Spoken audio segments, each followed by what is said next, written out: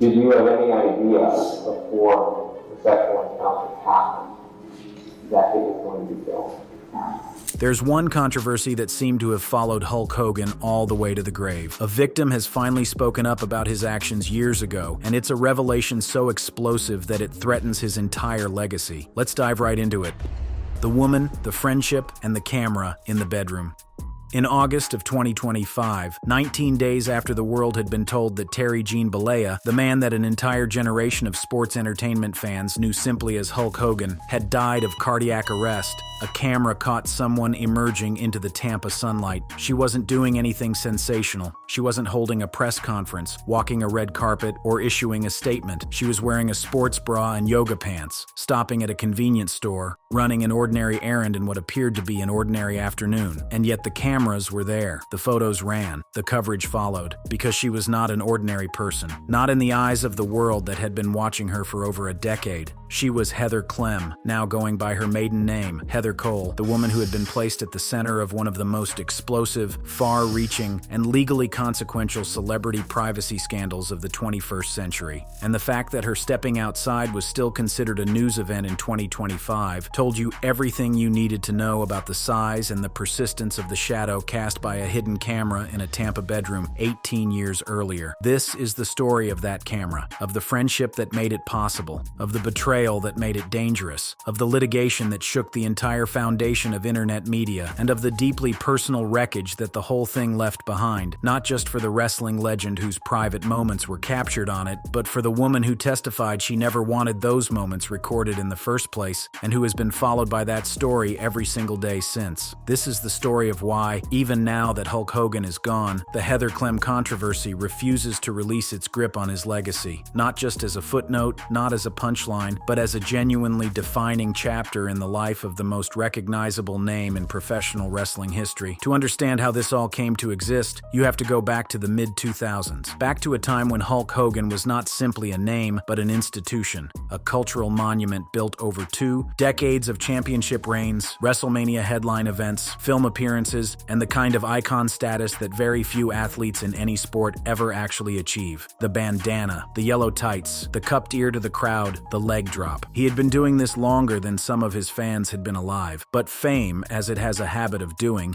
had arrived with its own complications. His marriage to Linda Claridge, a 26-year partnership that had been the personal foundation beneath all that professional spectacle, was breaking down, quietly at first, in the way that long marriages often do, and then in ways that were not quiet at all, playing out in tabloids and eventually on a reality television show that was supposed to celebrate the family and instead documented its fracture. Hogan described himself during this period as a man in crisis, depressed, burnt out, feeling, despite everything he had built and everything he was recognized for, like his best years were behind him and the ground beneath his feet was giving way. It was in this state, vulnerable, isolated, and far from the invincible performer who had headlined the biggest events in wrestling history, that the arrangement with Bubba began. Todd Clem. If you didn't know him from that name, you knew him as Bubba the Love Sponge, a Tampa area radio personality who had made his reputation on shock jock content and the kind of broadcasting that deliberately pushed at every boundary it could find. Bubba and Hogan had developed a genuine friendship over the course of the mid-2000s, the kind of closeness that happens between men who talk every day, who confide things they wouldn't say to anyone else, who treat each other as true friends and not just professional contacts. Bubba had a wife. Her name was Heather, and the Clem marriage, by all accounts that eventually surfaced in court, operated under a particular arrangement, an open marriage in which Heather had sexual relationships with other men, reportedly with Bubba's full knowledge and active encouragement, as part of what was described as his alternative lifestyle. Heather herself told a very specific story about her role in all of this when she testified in a 2015 deposition that was played publicly during the 2016 civil trial. She said that she had entered into the encounters with Hogan not out of any personal interest or desire, but because Bubba demanded it of her. She described her husband as manipulative. She said she had no prior interest interest in Hogan in a sexual context and characterized the encounters as something engineered by a controlling husband who enjoyed recordings of her with other men as part of an arrangement he had constructed. She was not the architect of what happened. She was, by her own account, a participant in someone else's design. Hogan, for his part, did not immediately fall into this arrangement either. He had been propositioned by the couple on multiple occasions before any of the encounters took place. But at a low point in his life, feeling depressed, trusting them completely, and exhausted by the ongoing collapse of his marriage, he testified that he eventually gave up and gave in. He was not in a place where he had the will or the wherewithal to keep saying no, and Bubba was his best friend. You don't expect your best friend to be building a trap. The encounters took place over the course of July 2007. 3 separate sexual encounters, all at the Tampa home shared by Bubba and Heather, all captured on a hidden camera that Bubba had installed in the bedroom, ostensibly for security purposes, without Hogan's knowledge or consent. The court records confirm it. The unsealed transcripts from the 2016 trial confirm it. The depositions confirm it. Hulk Hogan had no idea a camera was running. He had no idea that his most private, most exposed, most vulnerable moments were being preserved on digital video that his best friend was burning onto DVDs and storing in a drawer. The first of the 3 encounters took place on July 3rd, running approximately 43 minutes in total. And what the tape captured wasn't just physical acts, it was a man coming apart at the seams. After the sexual encounter concluded, Hogan stayed. He showered, he talked, he vented about the divorce, about living out of a hotel, about feeling like his career was finished. He was unguarded in the way you can only be unguarded when you believe absolutely no one is watching, and all of that was on camera. The second encounter on July 13th lasted approximately 30 minutes, and this would turn out to be the one that Gawker would later choose to publish, the one that would light the fuse on everything that followed. A third encounter occurred shortly thereafter, and it was in this third recording that something was captured that had nothing to do with sex. A racist tirade from Hogan about his daughter Brooke's relationship with a black man, a rapper known as Stax, delivered with the casual cruelty of a private conversation that the speaker believed would never leave the room. That rant, embedded in a sex tape that the whole world would eventually learn about, would go on to cause professional damage far more severe than the sexual content itself. And then, in the background of that same third tape,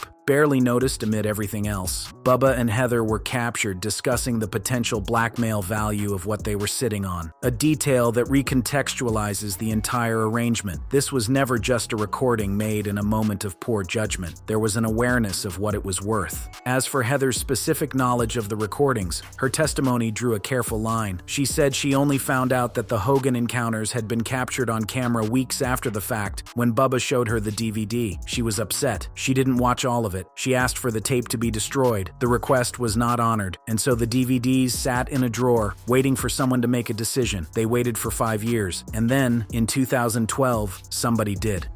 The leak and how the world came for Hulk Hogan. The thing about a secret, when it's stored on a hard drive, is that it doesn't stay a secret forever. It waits. It circulates in small ways at first. A photo here, a rumor there, and then one day, it finds its way onto a screen that the entire world can see, and the waiting is over and the damage begins. In 2012, stills from the recordings appeared on TMZ. Hogan moved quickly. He sued both Bubba and Heather for invasion of privacy, settling with Bubba for a reported $5,000 and an on-air apology, and reaching a private settlement with Heather as well, $5,000. Let that figure sit for a moment. For a recording made without consent, stored for 5 years, of the most famous professional wrestler who had ever lived, at his most private and most vulnerable, $5,000 and an on-air apology. It was less a settlement and more a signal of how completely the situation had slipped out of Hogan's control before it even fully began. The private settlements, whatever they papered over, were rendered immediately irrelevant by what happened on October 4th, 2012. On that day, Gawker, at the time one of the most trafficked and most combative media outlets in the digital landscape, published an approximately 2-minute edited excerpt of the 2nd July 2007 recording, including roughly 10 seconds of explicit sexual content. Their editor, A.J. Daulerio, posted it with the breezy, detached editorial sensibility that was Gawker's brand, claiming the footage had come from an anonymous source and arguing that Hogan, as a public figure who had openly discussed his sex life in interviews and appearances, had no reasonable expectation of privacy when it came to his actual sex life. Hogan's position was immediate and unambiguous. It was humiliating, non-consensual, and not remotely newsworthy. A court would eventually agree with him, but that was 4 years away. away. What the publication did to him in the immediate term was something that no court ruling could fully address. Hogan testified during the 2016 trial that the October 2012 Gawker publication had totally sabotaged him, flipped his world upside down, and left him unable to eat or sleep for extended periods. He said he felt completely humiliated, like he had become a different person entirely. Not the character, not the performer, but the actual human being underneath all of it. The thing that haunted him most was not the abstract violation of his privacy, but the concrete image he kept returning to. Young fans, children who had grown up watching him as their hero, who might now Google his name and find not WrestleMania highlights, not championship victories, but a 2-minute sex tape excerpt on a gossip website. The man who had spent his entire career being a hero to children now feared what those children would find when they looked him up. The damage extended well beyond his own emotional state. He had married Jennifer McDaniel in December 2010, a new beginning after the wreckage of the Linda divorce, and the 2012 Gawker publication arrived like a grenade into what was supposed to be his fresh start. Hogan testified and stated publicly, including in appearances on The Howard Stern Show, that the tape release rattled Jennifer to the point where she suffered nightmares. He said it had completely flipped his new life and his new role upside down, and he linked the ongoing fallout explicitly to the strain it placed on that marriage, a marriage that would itself eventually end in 2021. The lawsuit, filed in Florida state court after a federal court dismissed it on jurisdictional grounds, became one of the most remarkable legal proceedings involving a celebrity in modern memory. The 2016 Pinellas County trial put on the eye. Record graphic testimony about everything captured on those 3 July 2007 recordings, with Hogan weeping on the stand, calling the whole thing a devastating setup that had happened during the worst personal crisis of his life. Gawker's defense was built on the argument that Hogan had forfeited any right to privacy by speaking openly about his sex life in public contexts, that there was a logical and legal consistency between a man who jokes about his sexual exploits in interviews and a man who cannot then claim privacy when footage of those exploits surfaces. Hogan's counter-argument was the word kayfabe,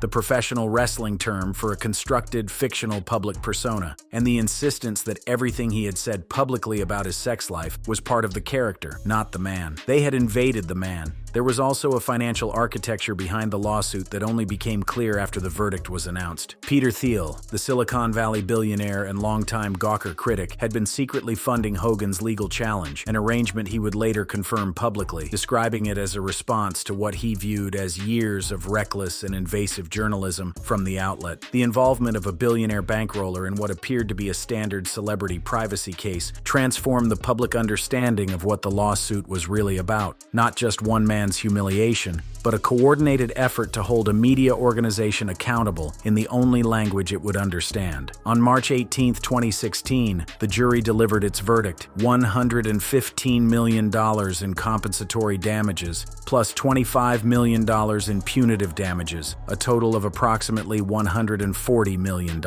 It was a number so enormous that it functioned less like a court judgment and more like a statement. Gawker filed for bankruptcy in June 2016. By November, it had settled with Hogan for $31 million, with no appeal filed. The website that had published the tape ceased to exist. The AP reported on the lawsuit's sweeping legacy, not just as a financial win for Hogan, but as a landmark in media law, a case that forced a national reckoning with the question of what celebrity actually forfeits and what it does not. But the legal victory, however dramatic, was only half of the story. Because the sex tape, it turned out, was not the thing that would ultimately do the most professional damage to Hulk Hogan. That distinction belonged to something captured on the third recording, something that had nothing to do with Heather Clem, nothing to do with Gawker, and everything to do with a private conversation that Hogan had believed, with catastrophic wrongness, was between only himself and two people he trusted. In July 2015, sealed trial transcripts from those same 2007 recordings, containing Hogan's racist comments about his daughter Brooke's relationship with a black man, including his repeated use of the N-word, leaked to the National Enquirer and Radar Online.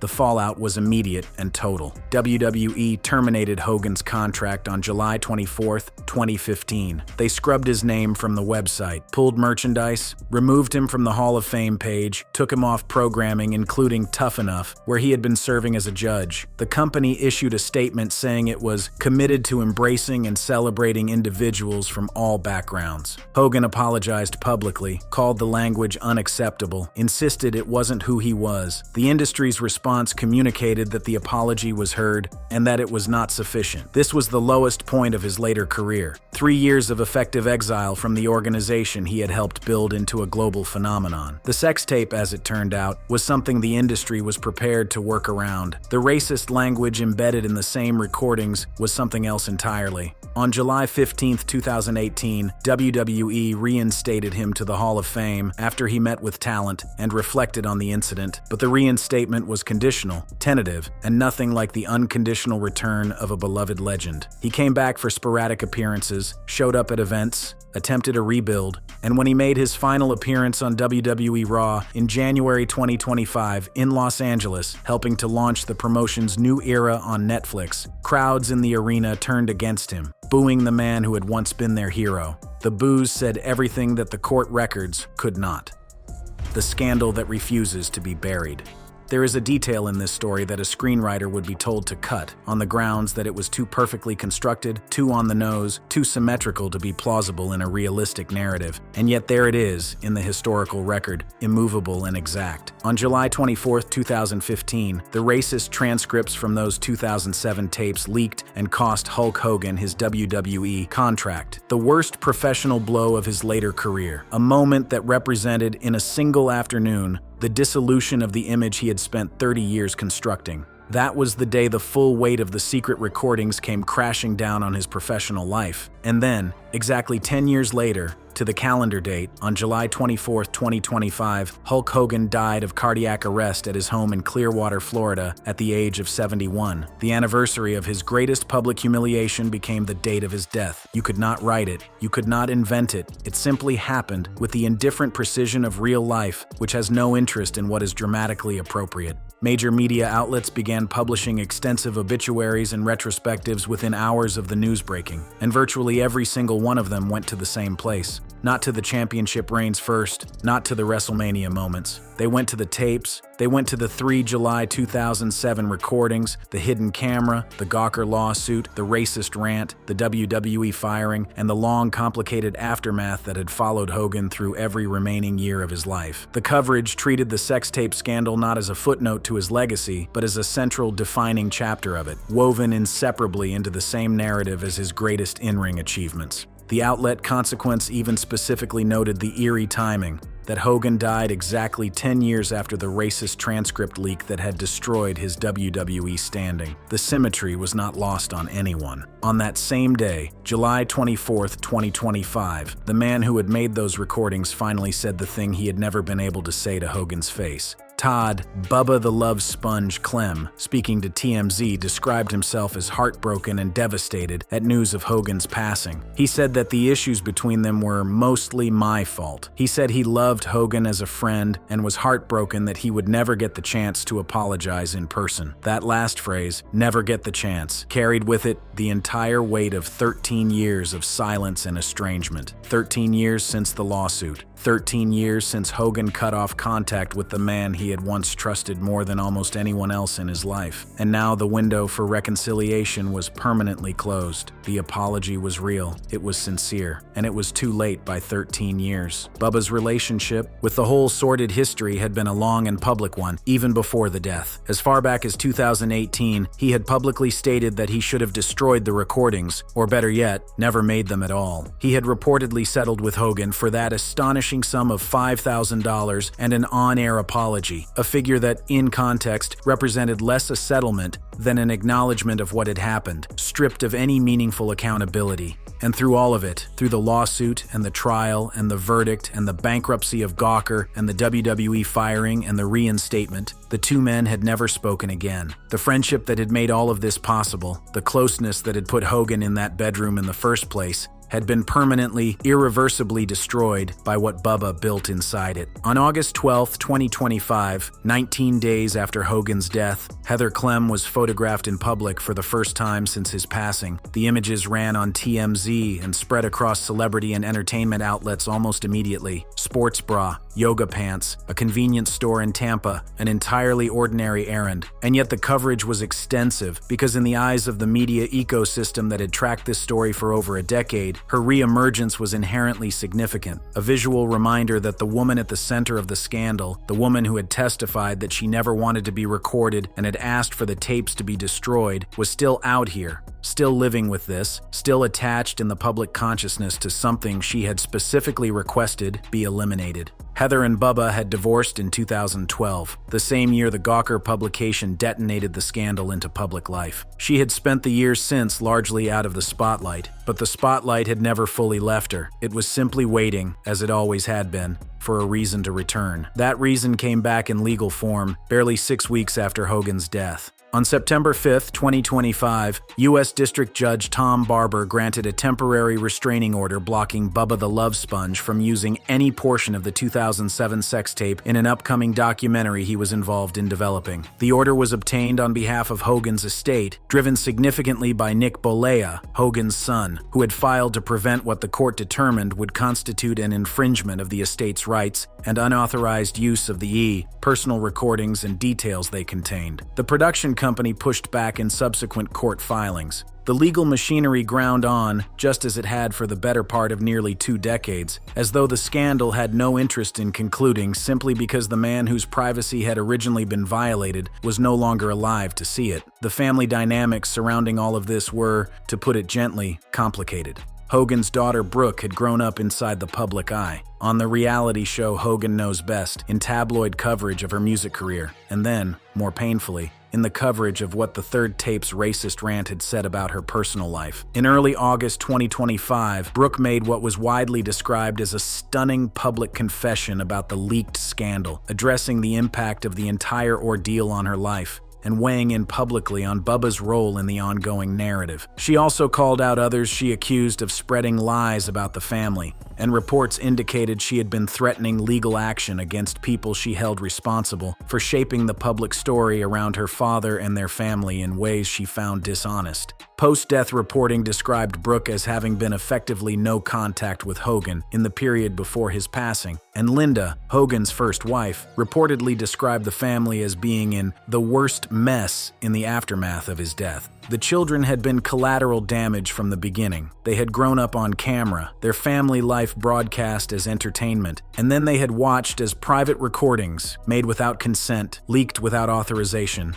added layer after layer of public humiliation and legal entanglement to relationships that were already strained to breaking point. The tapes that Bubba had made in a Tampa bedroom over 3 nights in July 2007 had not just cost Hulk Hogan his friendship, his privacy, and nearly 3 years of his career. They had rippled outward into the lives of people who had nothing to do with any of it. A daughter whose father's racist comments about her love life became national news, a son fighting in court to protect his father's estate from the same man who had betrayed his father in life. By the time Hogan married his third wife, yoga instructor Sky Daly, in September 2023, with a 25-year age difference between them, the Gawker verdict was 7 years in the past. The WWE reinstatement was 5 years old. He had rebuilt in the ways available to him. He had moved forward in the ways that someone with his particular history can move forward. But the scandal had become permanently embedded in his public identity in a way that no legal victory, no reinstatement, no new marriage could fully dislodge. When he walked through the curtain at his last Raw appearance in January 2025, the boos were waiting for him. They were always going to be there, because the crowd's memory is longer than any settlement agreement. The story of Hulk Hogan and Heather Clem is, at its core, a story about what happens when private vulnerability meets a hidden lens. Hogan was a man in crisis, genuinely, deeply in crisis, when those encounters took place. He was not the character. He was not the Hulkster. He was a human being who was depressed and isolated and trusting the wrong person, pouring his heart out in what he believed was a private space, unaware that every word and every moment of it was being preserved for purposes that would only become clear years later. The lawsuit that followed set a landmark precedent on the limits of what media outlets can publish under the banner of public interest, a precedent with implications that extended far beyond one wrestler and one gossip site. But for Hogan personally, the precedent was cold comfort. He won, and it still cost him nearly everything. Heather Clem had asked for the tape to be destroyed. That request, as simple and as reasonable as it was, went ignored. And so here we all are, nearly 2 decades later. The subject of those recordings is dead, his estate is in court, his son is fighting over documentary rights, his daughter is making public confessions, his former best friend is issuing tearful apologies on camera, and a woman in workout clothes stepping into a convenience store in Tampa is treated as a news event. Some controversies are meant to define people, and some people, through no fault of their own, through the deliberate choices of others, through the cruelty of a hidden camera and the ruthlessness of the internet, find themselves permanently defined by controversies they never wanted to be part of. That is the truth that every piece of coverage from 2025 kept arriving at, no matter how it started. Hulk Hogan is gone, but the tapes are still out there. And the story, the one that began in a Tampa bedroom in July 2007, shows no sign of ending anytime soon. Thank you for watching this video. If you'd like to watch another fascinating video like this, click on one of the boxes on your screen right now.